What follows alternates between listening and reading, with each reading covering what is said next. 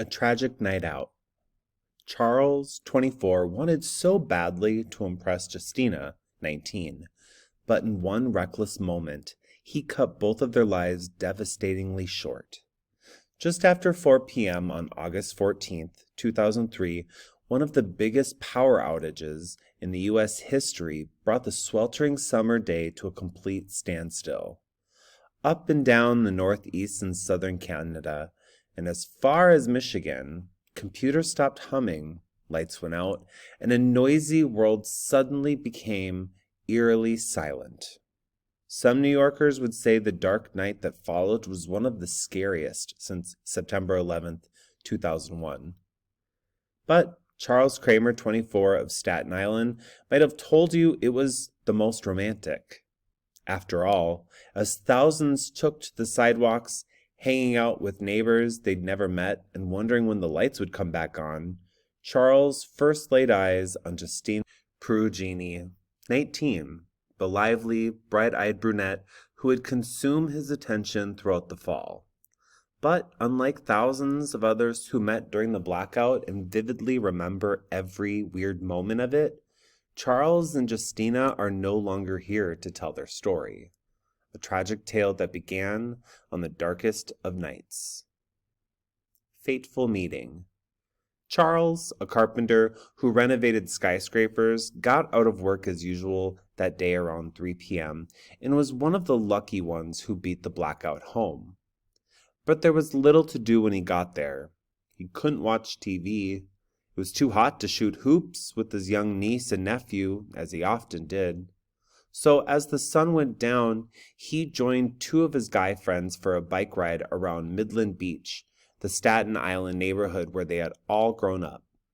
As they pedaled aimlessly, they got to talking, and Charles, who had been single for some time, asked his friends if they knew a girl he could meet. It wasn't that Charles had a problem getting dates. The Derek Jeter look-alike had several serious girlfriends over the years. Lean, muscular, and tall at 6'1", Charles loved to wear Armani dress shirts and pants, and he took a long time making sure his hair looked just right. But he was also shy and grateful for a setup. His friend Mike, 16, immediately suggested someone he might like. Justina, who lived in a nearby Dungan Hills. She was the cousin of his ex-girlfriend Amanda.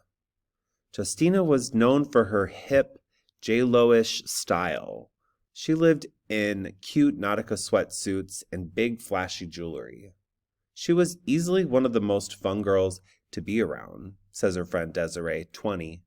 She had the long nails, the cigarette in her hand, and the cup of coffee, Desiree remembers.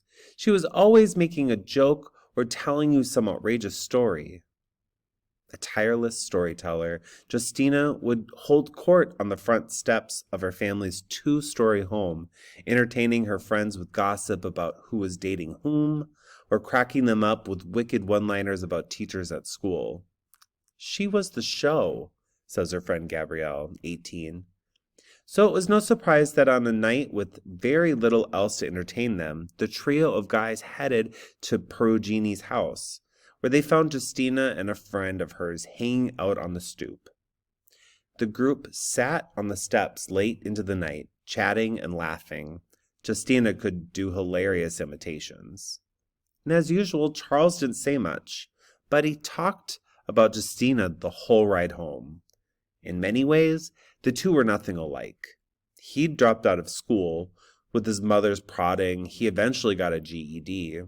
She was a sophomore at the College of Staten Island and was set on being the first in her family to graduate from college. He was of Puerto Rican descent. She was Italian-American. Anything that had to do with Italians, she loved, says her brother Vincent, 29.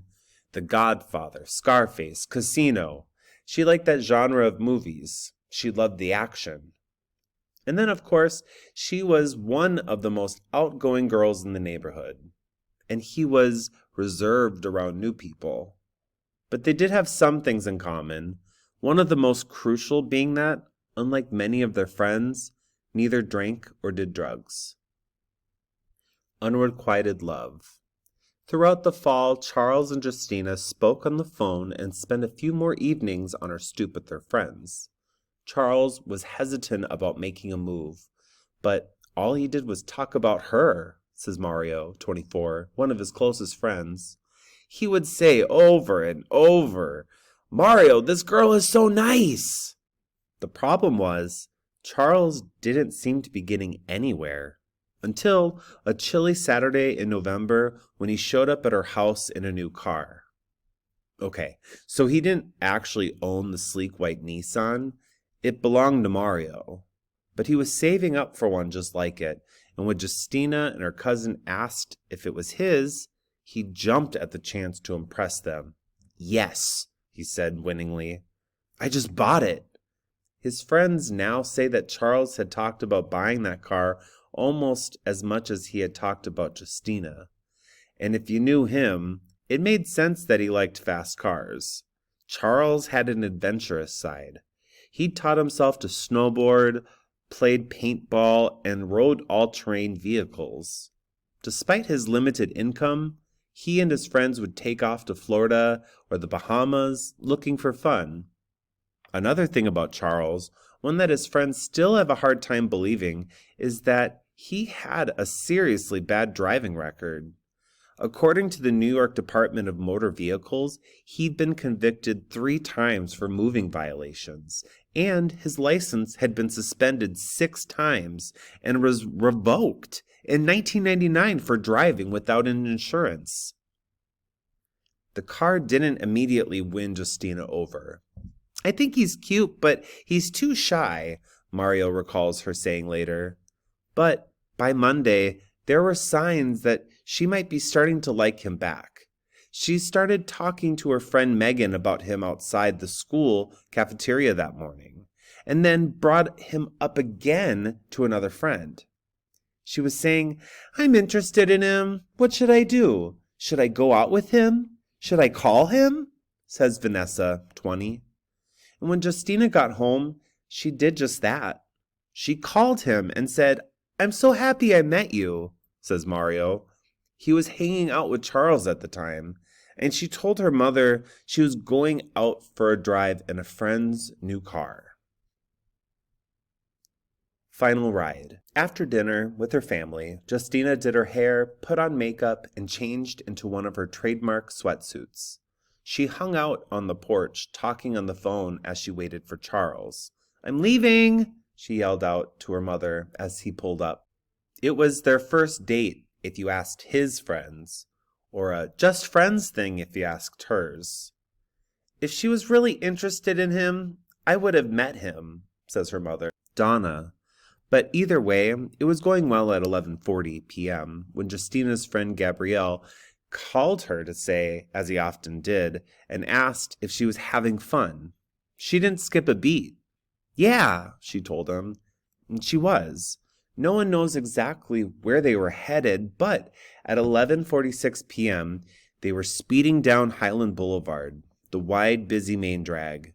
Charles may have been pumped up about being alone with Justina, or he may have been trying to show her how fast the car could go.